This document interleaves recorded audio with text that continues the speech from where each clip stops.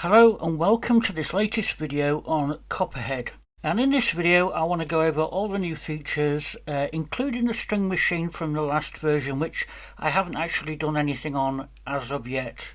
So let's kick this video off with 3 exciting new effects in our effects engine. And if we bring up the effects, you'll see at the top right there's now a new button, page button. If we turn that page, we have a new phaser, flanger and a bit cruncher, and I want to demonstrate them to you now. So during this presentation I'm going to play a few little presets which are part of a forthcoming preset bank by Spidericemidas, the incredible guy himself. So let's take a listen.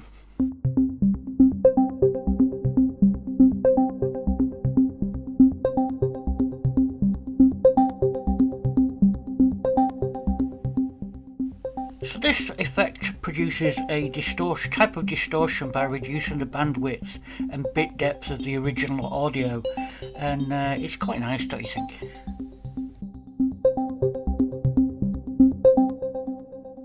So now let's take a listen to another patch using the stereo flanger.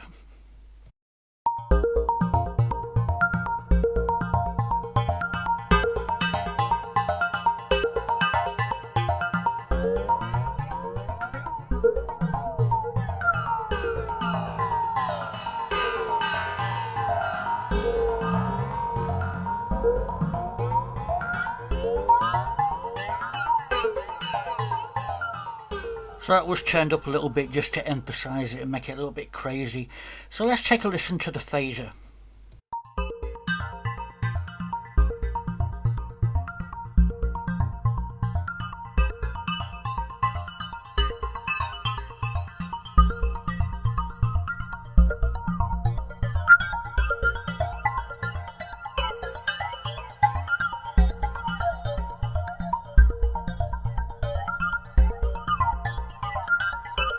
And while we're at it, we'll add a little bit of bit cruncher in there just for good measure.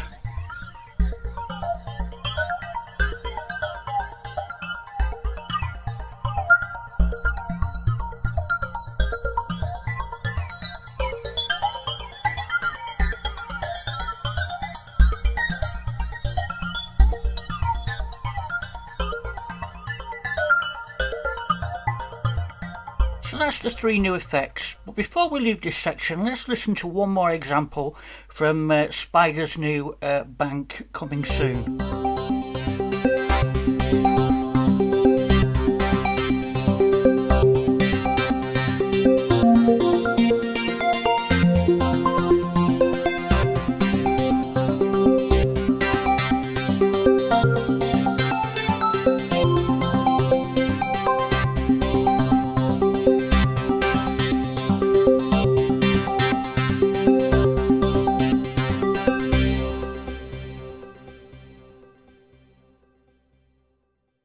So the next thing to look at is a lot of automation control added to the sequencer. So as many of you know from my previous video, the sequencer can run and play notes, or it can play just controller data to manipulate the sound. In this case we have plenty of notes and we also have controller data, some nice cutoff frequency modulation there.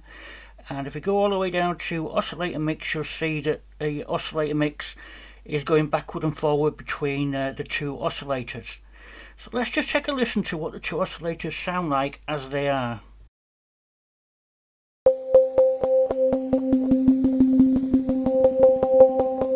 You can clearly hear we've got 2 distinct sounds in oscillator 1 and oscillator 2.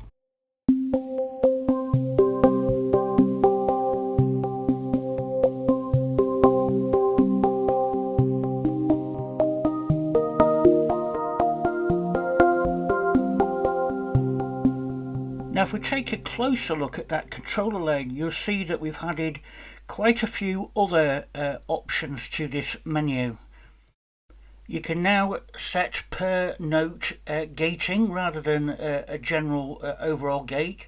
We can also control the phaser and flanger mix, and 2 new interesting ones, the reverb and delay gates, which allow us to control what goes into and out of the reverb, and I think that deserves a demonstration. So what I've done here is created an initialized patch and added a few notes in besides, just to emphasize areas where I put the delay and reverb gate.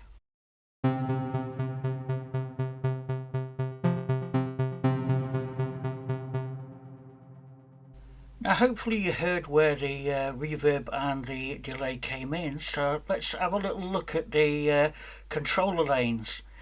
Here we have the reverb, which is on the very first part of the sound, and the delay came a little bit later, and you can hear the delay.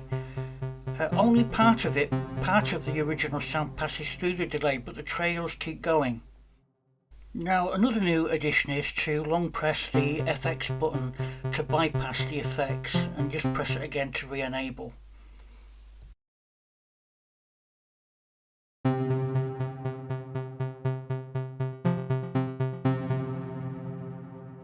So I think that just about covers everything effects related, although it is possible now to detach the LFO within the flanger and phaser and attach them to the mod wheel, which is an interesting new addition.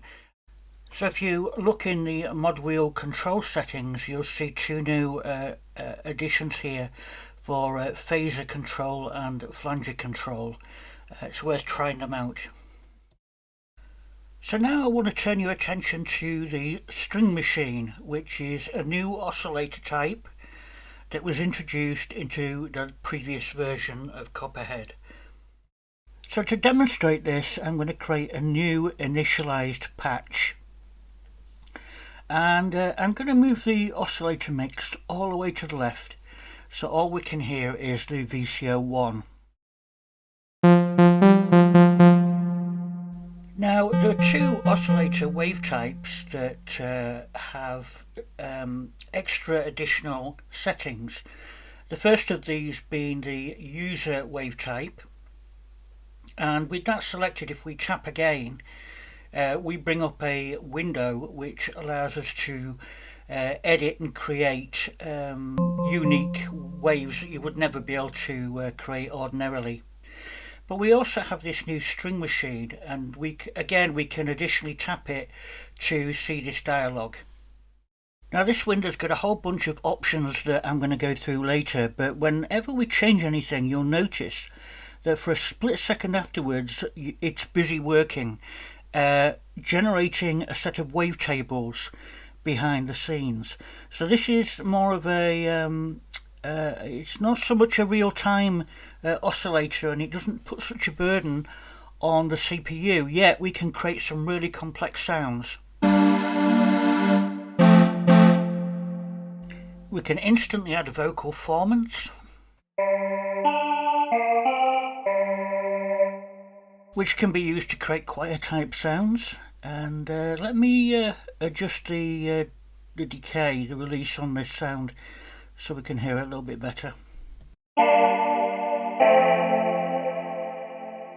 And we can also hit the detune button to create some quite out of tune harmonics.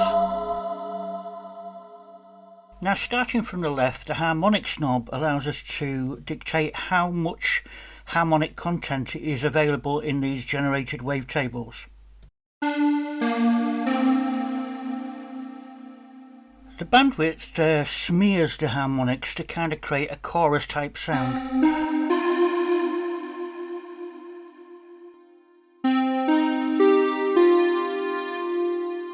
The scale scales the harmonics to the fundamental frequency.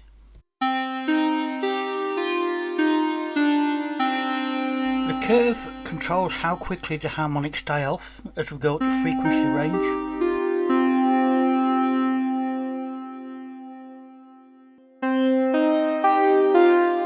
The balance can be used to shift up and down octave-wise a little bit. And finally, the character knob is used to generate random harmonics It's almost like a seed, if you think. So a specific value here seeds a specific set of overtones. But to be honest, it's easier just to keep pressing the random button until you find something you like.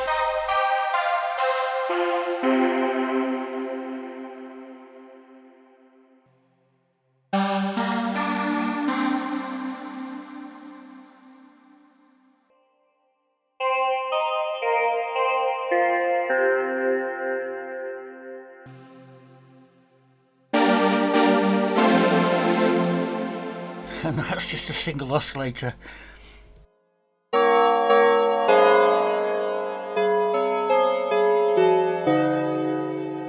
Now, detuning is great for bell type sounds, but you need to use sparingly.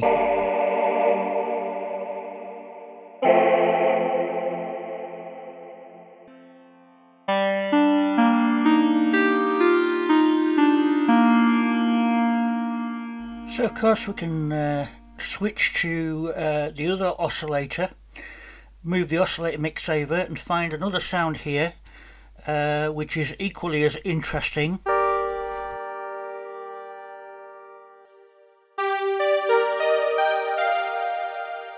And then we can make a mix of the two using the oscillator mix.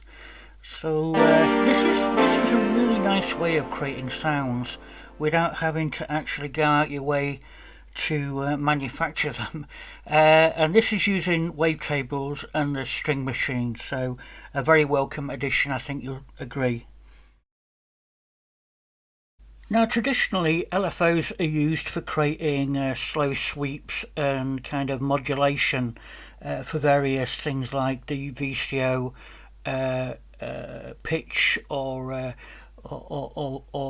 amplitude, and we've now allowed the VCO2 and VCO1 to have a little bit of a different range on them. So on the VCO2 we can go all the way up to nearly 5 kilohertz on that, and if we sync that we can actually go a lot further in the synced range now. So take a listen what happens when I tweak the speed of LFO2.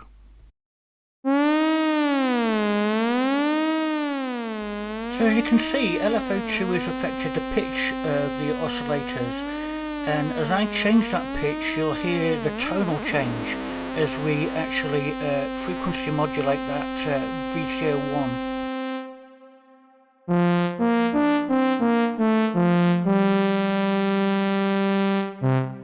Great if you want an instant trumpet or trombone, I think. Throw a bit of white noise in there, it'll be very convincing. So now I want to take a look at velocity controlled MIDI input. Now if you look at the mono knob at the top of the screen here, it's got a little chevron in the top corner. If you long press that, we get this input options window. Now there are two options. One is to scale the velocity or alter the velocity curve, and the higher this knob gets, the less velocity sensitivity you have. So if you are struggling with notes that are too low in velocity, you can bring this up to say 50%, and that will give a boost to the top end, but you would still have 50% range of velocity left. The other control on the right adjusts the amount of velocity that's transferred to the cutoff frequency, or should I say the envelope amount. It's really giving a boost to the envelope amount, so that the harder you hit a note, the brighter it sounds. Now, just for completeness, the last thing I want to discuss today is the ability to now create your own user colour sets, and anyone that's used the app before has probably seen the option within settings that allows us to change some of the custom colours, but there were a hardwired set of custom colours and a hardwired set of knobs. But apparently some of you were a bit orange phobic, so I added the ability to change the colour scheme in the last version. Now for those who didn't know, you could always long press the menu button to get up the colour options. And I'm sure some of you have already spotted the additional 2 knob styles that I've added to this. But even still, I'm sure some of you would like to actually create your own colour sets rather than use the hardwired ones. So now we can click on Custom Colour Set.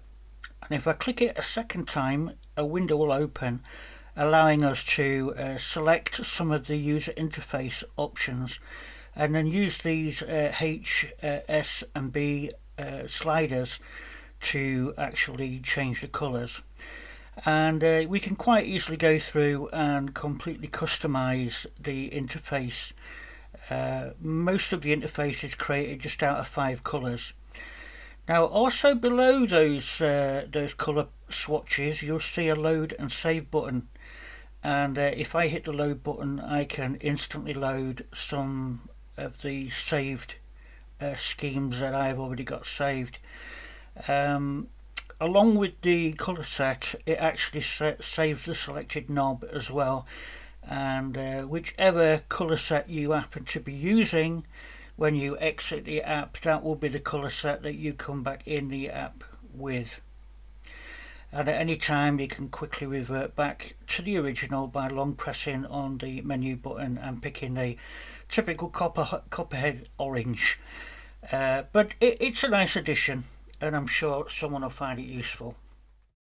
So that's just about it for this video. Don't forget to thumb up the video, don't forget to subscribe to the channel and hit the bell so you get notified whenever another video is posted. But thanks for watching, and I will see you next time.